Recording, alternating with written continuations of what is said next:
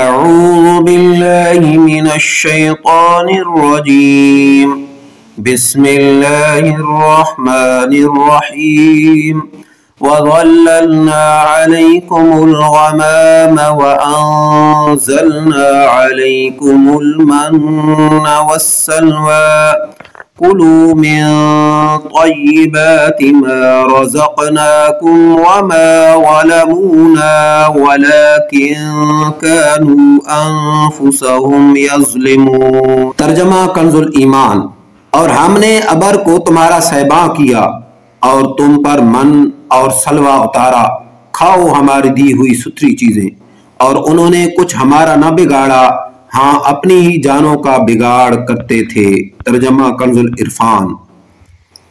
اور ہم نے تمہارے اوپر بادل کا سایہ بنا دیا اور تمہارے اوپر من اور سلوہ اتارا کہ ہماری دی ہوئی پاکیزہ چیزیں کھاؤ، اور انہوں نے ہمارا کچھ نہ بگاڑا بلکہ اپنی جانوں پر ہی ظلم کرتے رہے۔ تفسیر صراط الجنان۔ وَظَلَّلْنَا عَلَيْكُمُ الْغَمَامَ، اور ہم نے تمہارے اوپر بادل کو سایہ بنا دیا۔ فرعون کے غرق ہونے کے بعد بنی اسرائیل دوبارہ مصر میں آباد ہو گئے۔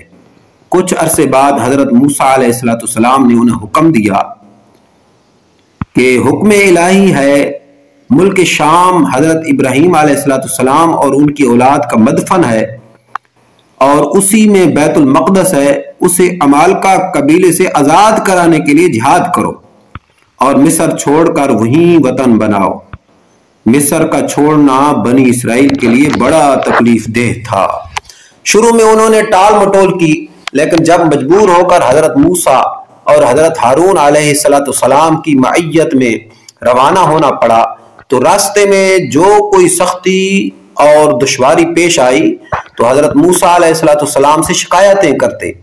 جب اس صحرا میں پہنچے جہاں نہ سبزہ تھا، نہ سایہ اور نہ غلہ، تو وہاں پہنچ کر حضرت موسیٰ علیہ السلام سے دھوپ کی گرمی اور بھوک کی شکایت کرنے لگے۔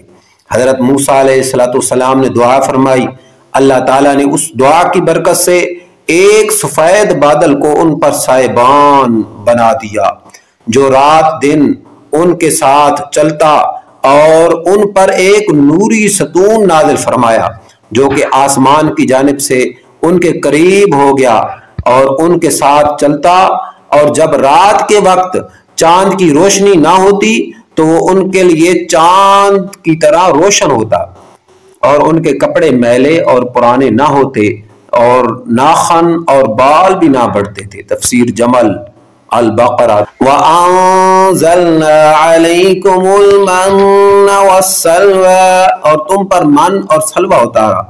اس صحرا میں حضرت موسیٰ علیہ السلام کی برکت سے ان کے کھانے کا انتظام یوں ہوا کہ انہیں من سلوہ ملنا شروع ہو گیا۔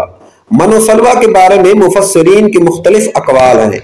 من کے بارے میں صحیح قول یہ ہے، یہ ترنجبین کی طرح ایک میٹھی چیز تھی جو روزانہ صبح صادق سے طلوع آفتاب تک ہر شخص کے لیے ایک سا یعنی تقریباً 4 کلو کی بقدر اترتی، اور لوگ اس کو چادروں میں لے کر دن بھر کھاتے رہتے تھے۔ بعض مفسرین کے نزدیک من سے مراد وہ تمام چیزیں ہیں جو اللہ تعالیٰ نے اپنے بندوں کو کسی مشقت اور کاشتکاری کے بغیر عطا کر کے ان پر احسان فرمایا۔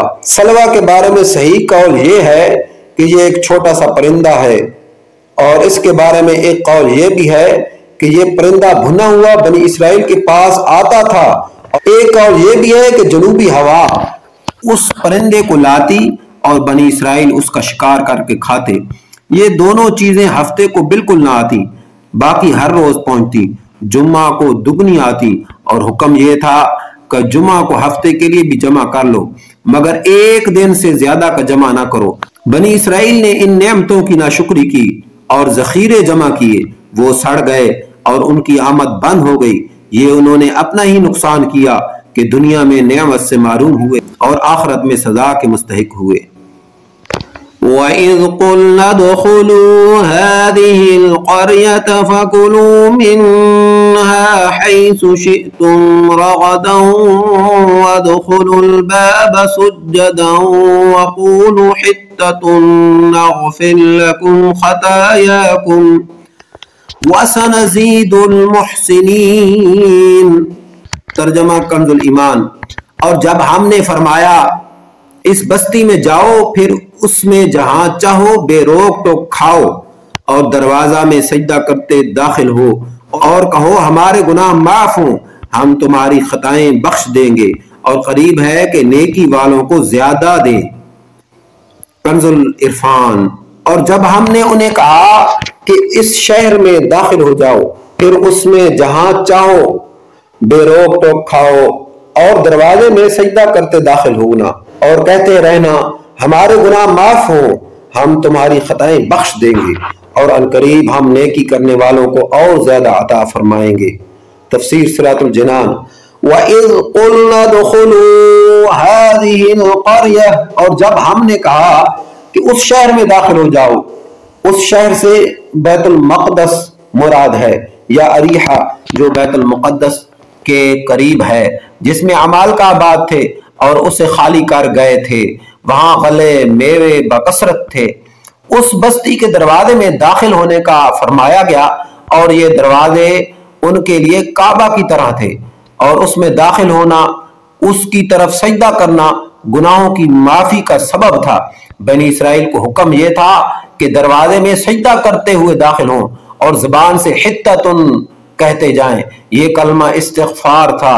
انہوں نے دونوں حکموں کی مخالفت کی، اور سجدہ کرتے ہوئے داخل ہونے کی بجائے سرینوں کے بل گھسیٹتے ہوئے داخل ہوئے، اور توبہ و استغفار کا کلمہ پڑھنے کی بجائے مذاق کے طور پر حبۃ فی شعرۃ کہنے لگے، جس کا معنی ہے بال میں دانہ۔